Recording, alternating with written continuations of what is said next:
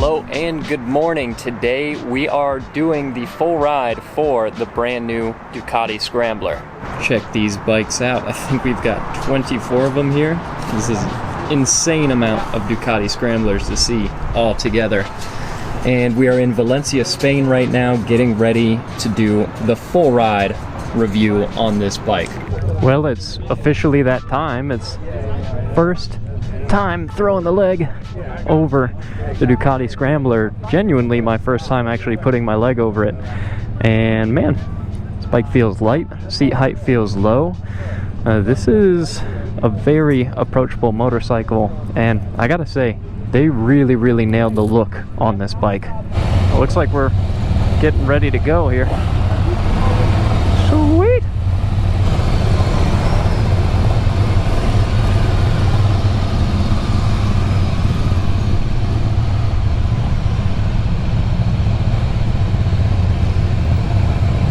Oh wow, this bike is so light. All the controls are so light. Also, welcome to Spain. This is Valencia. This is a stunning place to be riding. Right now we're just in the city. We'll make our way around a little bit, but absolutely perfect day. I think it's I don't know, low 70s, high 60s. Now, of course, this lineup is starting out here with the 800cc Scrambler, which honestly is decently torquey. The other nice thing too about this bike is that it is small displacement, but that also means it's lightweight, and it's even lighter than the last generation Scrambler. So old one was around 417, this is around 408 pounds. So it's really a very approachable bike. I mean, if you're a beginner, it's a low seat height, it's a lightweight motorcycle, so it's something that you could throw a leg over and feel comfortable on pretty quickly. The 803cc L-twin engine in this Scrambler is mostly the same as it was in the previous generation, with an output of 73 horsepower and 48 pound-feet of torque. And while that is perfectly adequate and motivates this bike with no problem, it's certainly not the highlight of riding the new Ducati Scrambler. See, this is some of the good riding right here. This is really stunning roads and a really fun bike to be doing it on. I mean, I'm not like the track guy, and me around a corner is not impressive, but again, this is just a lightweight, easy bike to ride, and it makes it fun to cruise around on some twisty roads. Even though it's a Scrambler, it's not a sport bike, it's not something that you're meant to take to the track or do anything all that crazy with, I guess. It's just good all around.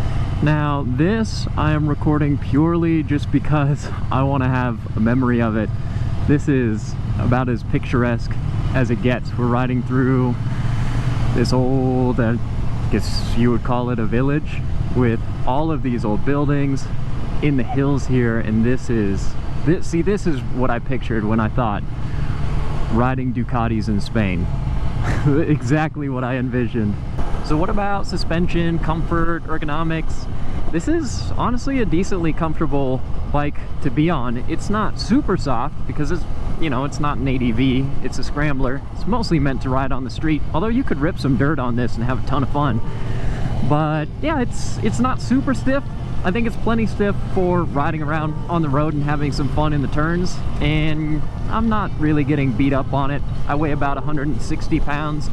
There's not a ton of adjustment that you can do here. You can do a preload adjustment for the rear, but I mean, it feels fine for my weight. Let's check out some of the new tech on this Scrambler. It's a 4.3 inch full color TFT that has this cool animation on startup, Scrambler Ducati, and then there you can see the layout. Obviously we've got tach, speedo, gear position indicator, fuel, all of your different warning lights, and you can go through and change some of your settings here on the handlebar. So if I want to go in and change a riding mode, I've got obviously road that it starts out in, and then this right here I can use to switch up to sport, and you can even go in and change some of the settings further from there, but that's easy enough to do as you ride. You pretty much just hold down on the center of the turn signal switch You can switch up and down, and that's how you change modes. It's a good looking screen, and it's just a good looking bike overall. I really do think that they nailed the styling on this. One thing that I will say is that these interchangeable covers on the tank, you can definitely kind of tell that it's not an integral part of it, that it's not metal, unlike, you know, tail section. Parts of it are a little flimsy, but it does look really fantastic. For suspension, we have 41 millimeter inverted KYBs, also KYB in the rear, although the rear is not yellow like it is on most Ducatis, which is probably good because as many different colors as there are here, I think the yellow would clash, but you can see Brembo in the rear, and it's a 330 millimeter disc up front, also Brembo. And this bike does have cornering ABS. Now, these Icon versions also have this style wheel, which is not a bad looking wheel, but my personal favorite is the wire spoke wheel that's on the Night Shift. Check this out. We are cruising down the highway here through Valencia, and it's very windy, but this is a really pretty highway ride. I don't usually much enjoy being on the highway, but I mean, this is just cool to see the sights. And props to the Scrambler for feeling, you know, pretty good at faster speeds. I guess we're not changing lanes. Yeah, I mean, it's a 6-speed, and here in 6th gear, doesn't really feel strung out at all. Obviously, kph, not miles per hour. I have changed up not only the styling, but it is a new frame, and it's still a trellis, as you can see here, but it is updated. My personal favorite thing about this Icon version of the new Scrambler is the fact that you can switch out these panels. So there's basically only color, a little bit on the wheel with these decals that you can pull off, fenders on each side of the headlight, over the tank, and here at the tail section, as well as decals on the rear wheel. So all of that is switchable. If you want to go back and forth between colors, you will have to get new decals for the wheel each time you want to change it up, but they say it takes about a half hour to do.